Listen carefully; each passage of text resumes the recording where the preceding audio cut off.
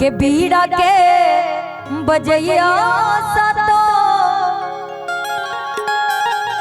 सुर के रचैया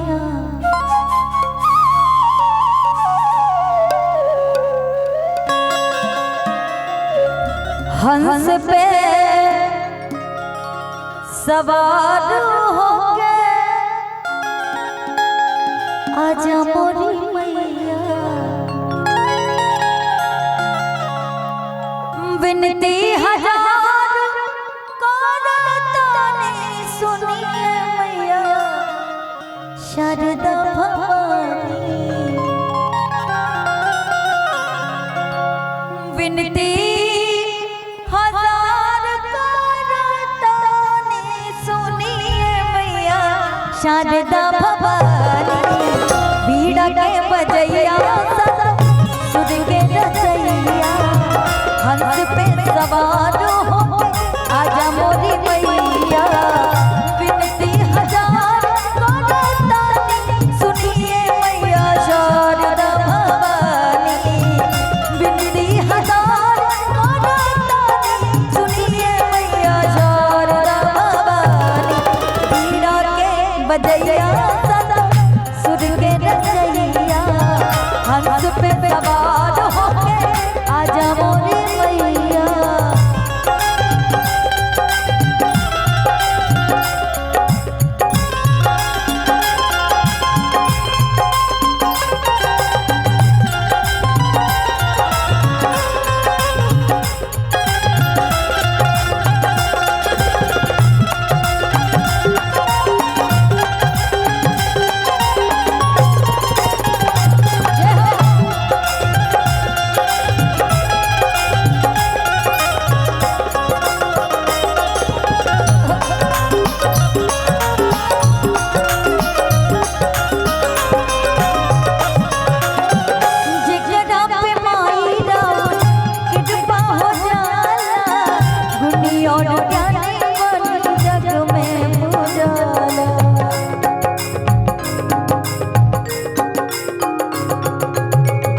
तुझे करा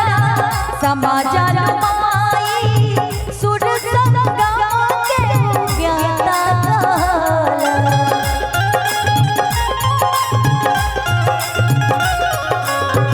जगदा पे माई रावर कृपा हो जाला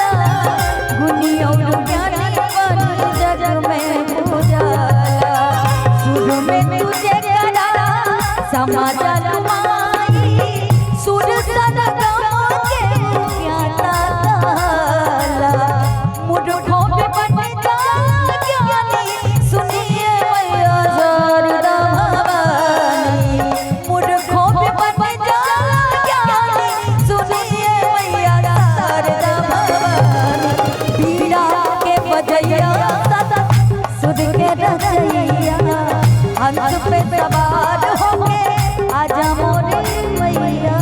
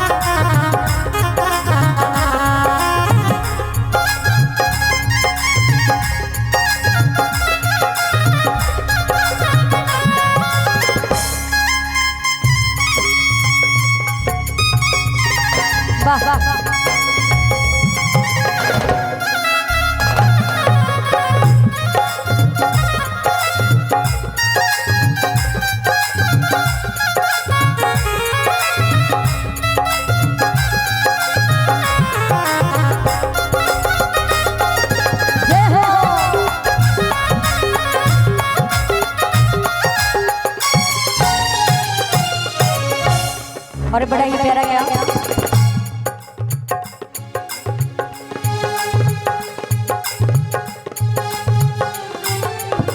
सूरदास कालिदास के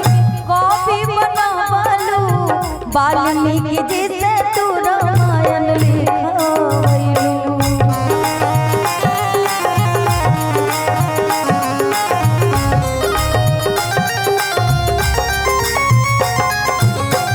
रामचरितमानस के कई हलू रचना तुलसी के जब तू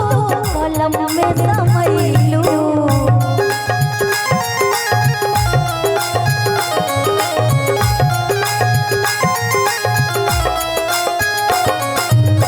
सूरदास कालिदास के कवि बनवलू वाल्मीकि जी से तू रामायण लिखवैलू रामचरितमानस के कई हलू रचना तुलसी के जब तू कलम में समैलू कोई हम के तना बखानी सुनिए मैया शारदा भवानी कोई हम के तना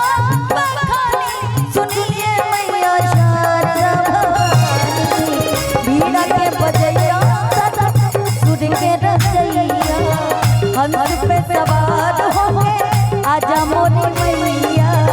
बीड़ा के बजैया सुर के रचैया हंस पे सवार होके आजा मोरी मैया बीड़ा के बजैया सुर के रचैया हंस पे सवार होके आजा मोरी मैया बीड़ा के बजैया सुर के रचैया हंस पे सवार होके आजा मोरी मैया।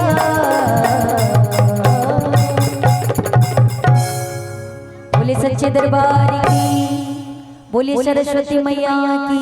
चलिए बहुत बहुत धन्यवाद आप सबों का।